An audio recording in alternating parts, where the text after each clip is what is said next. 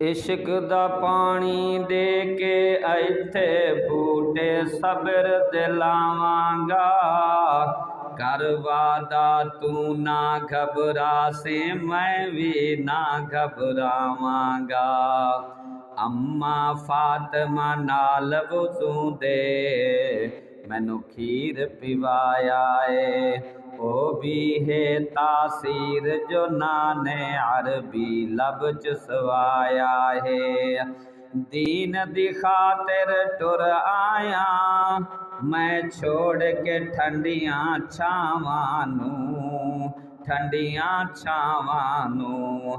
जन्नत दे बगीचे पए वे दे साड़ियां राहावां नूं।